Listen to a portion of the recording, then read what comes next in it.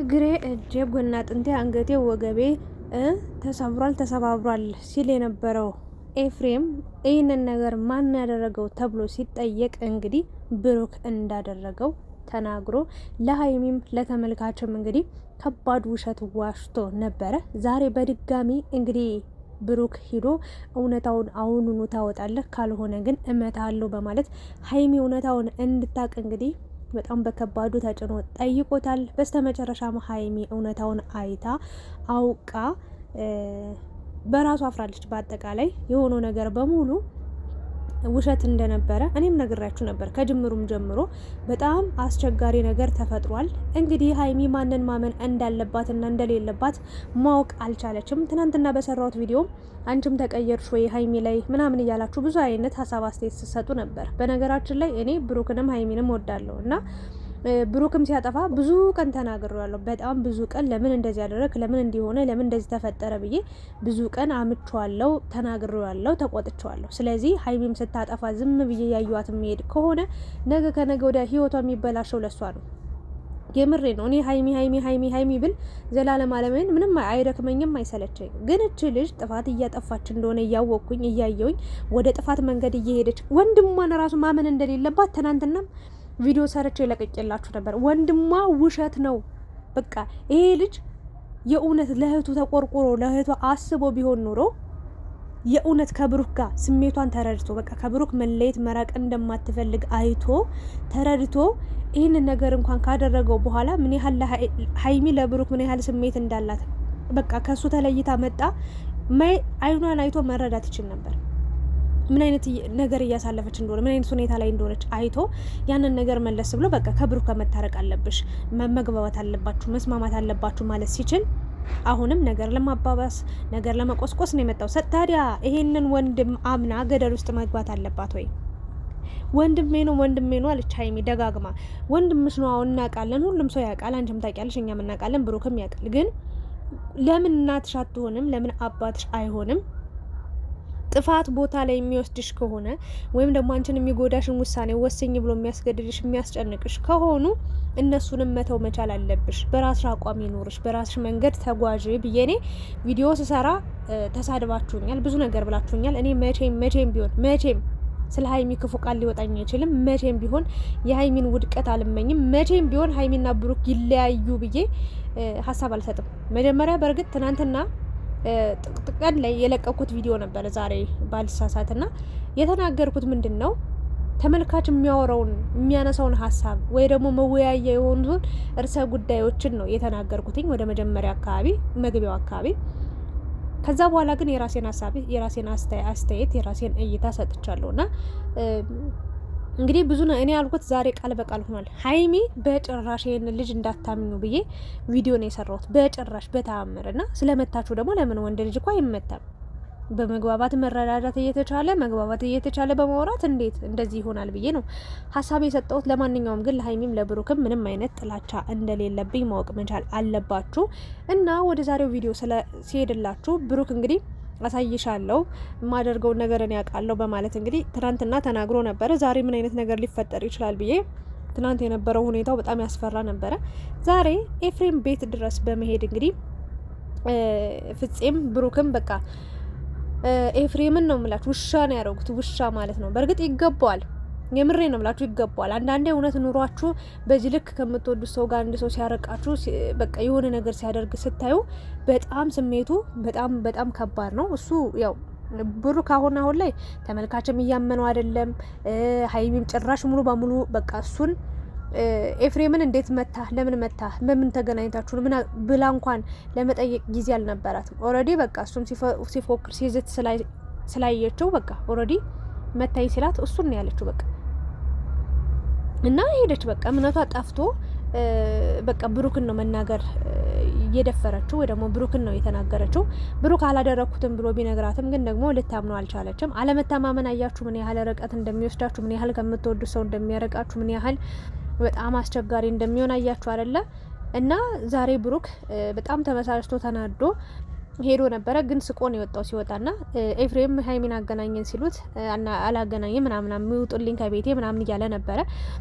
በስተመጨረሻ ላይ ግን አሞታል ብሎ አልተወውም። እንቅ አድርጎ በቦክስ መጥቶ ሀይሚን ጥራት አሁኑኑ እውነታው እንዲወጣ እፈልጋለሁ፣ እውነታውን አሁኑኑ ተናገር በማለት እንግዲህ ሀይሚ እንድትመጣ ካለችበት አስደርጎ ሀይሚ ከመጣች በኋላ እውነታውን ተናገር ሲባል ሀይሚ ያው እኔ በቃ ምንም ምክንያት የለውም ሲጀመር ምንም በቃ ማለት ያደረገው ነገር ምንድነው ሀይሚ ለብሩክ ጥላቻ እንዲኖርባት በቃ እግዚአብሔርን ከዛ ጥላቻ ኑሮባት ተናዳ ተበሳጭታ ያልሆነ ነገር ተናግረው ከዛ ብሩክ ደግሞ ሀይሚን እንዲጠላት በቃ የሆነው ነገር ይሄ ነው። እኔ ከጠላት የተናነሰ ይቅርታ አድርጉልኝ መጀመሪያም ተናገር ያለው እኔ የመጀመሪያ ገና ይዟት ሲወጣ ሁላችሁም ትክክል ነው ስትሉ እኔ ትክክል ያልሆነበትን መንገድ ተናግሬያለሁ፣ ትክክል የሆነበትን መንገድ ተናግሬያለሁ ከመጀመሪያው ጀምሮና ከዛ ቀጣይ ይሄ ልጅ ከሌሎቹ ጓደኞቹ ወይ ደግሞ ከሌሎች መጥፎ ሰዎች ወይ ደግሞ ከሀይሚ ጀርባ ሆኖ ከሚወጓት ሰዎች አንዱ መሀል ኤፍሬም ነው ብዬ ተናግሬያለሁ። ምክንያቱም እች ልጅ እህቴ ናት ብሎ ተቆረቆረ፣ ተቆጨ ምናምን እስከዛሬ ያ ሁሉ በደል ያ ሁሉ ግፍ ሲደርስባት ያ ሁሉ እንባ ስታለቅስ ያ ሁሉ ስትታመም መጥቶ ያልጠየቃት እንዴት ነው ይሻላላት። አሁን የሀይሚና የብሩክ ህይወት ሊስተካከል ትንሽ ሲቀረው መጥቶ እንደዚህ አይነት ውሳኔ ወስኖ ጭራሽ በቃ አይኑን እንዳታዩ አይኑን በቃ እንዳትገናኝ በቃ ከብሩክ ጭራሽ በቃ እስከነ ጭራሹ እንድትለያይ አድርጎ ነው እንግዲህ ሀይሚን ይዟት ሄደው። ብሩክንም በቃ ልክ የመፍት አለው አዎ፣ ግን መፍት የሆነ እስካለው ደረጃ ድረስ አለ እንጂ በቃ በጣም እስከ ጥግ ድረስ ይሄን ያለው እኮ አልወለዳትም አይደል እንዴ?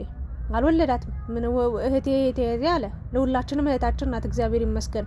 የስጋ ዝምድና ባይኖረንም ከእህትም በላይ አይተናት፣ ልክ እንደ ልጃችን፣ ልክ እንደ እህታችን፣ ልክ እንደ እናታችን አይተናት፣ ልክ እንደ ቤተሰብ አይተናት፣ የእሷ ህመም እያመመን የእሷ ደስታ እያስደሰተን እስከ ዛሬ እዚህ ደረጃ ላይ ደርሰናል። እንኳን አንተ ያው እኛም እንደዚህ አይነት ስሜት ነው የሚሰማን። ግን አንተ በዚህ መንገድ ያመጣጠ ደስ አይልም። ባጭሩ በቃ ከህይወታቸው ውጣ፣ ምንም አታስፈልግም። በቃ ኤፍሬም ምንም አያስፈልግም። ሀይሚን እኔ ትናንትና በጣም ነግሬያታለሁ እስከ ጥግ ድረስ ዛሬ መድገምም አይጠበቅብኝም። እና ምንድነው ያልኳት ወዳጅና ጠላትሽን ለይ። በቃ የራስሽ አቋም ይኑርሽ፣ በራስሽ መንገድ ተጓዥ፣ በራስሽ ውሳኔ ወስኝ። ምክንያቱም ከሰው አሁን የአብርሽና የሩታ ህይወት አይታችኋል አይደል? ምን ያህል በቃ ልጅ ወልደው እንኳን ያልተረጋጋ ኑሮ ያልተረጋጋ ህይወት።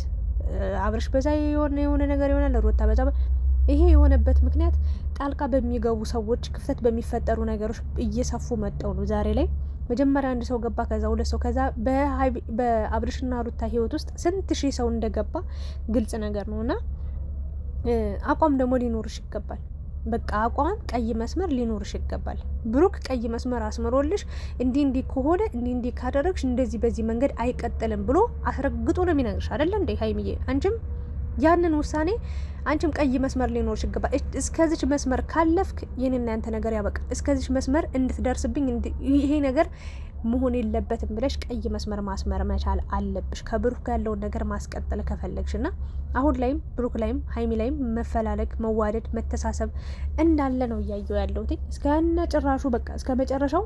ሀይሚም ብሩክን ማጣት እንደማትፈልግ ብሩክም ሀይሚን ማጣት በጭራሽ እንደማይፈልግ አይናቸው ላይ ያስታውቃል፣ ያሳያልና ይሄ ነገር መሆን ያለበት ነገር ከሆነ አሁንም ኤፍሬም እኔ እየጎዳሽ እንጂ እየጠቀመሽ እንዳልሆነ ነው 100% የተረዳሁት። ወንድም መከታ ነው፣ ጀግና በርታ ስትሉ የነበራችሁ ሰዎች አያችሁ፣ በዚህ ልክ ነው ያሸው። እኔ ትናንትና እግዚአብሔርን ብዬ ምየን የነገርኳችሁ ኤፍሬም ውሸቱን ነው። በተአምር ዝም ብሎ የሆነ ነገር ጠቅልሎ ምናምን ሲጀመር ጓደኞች እኔ መጥቶ ምናምን ውሸቱን ተጣልቼ ነው ምናምን ውሸት አልታመመም። ሲጀመር እያስመሰለ ነው። የምሬን ነው ምላችሁ። እንደዛ ብሩክ እንኳን ወደዚህ ሲያንገላተው ማለት ነው ምንም የህመም ስሜት እንኳን አልተሰማም። አውቆ ነው ያንን ነገር ያደረገው፣ አውቆ ማለት ነው። ስለዚህ ምን ያህል ለሀይሚ ጎጂ ነገር እንዳደረገባት አስቡ።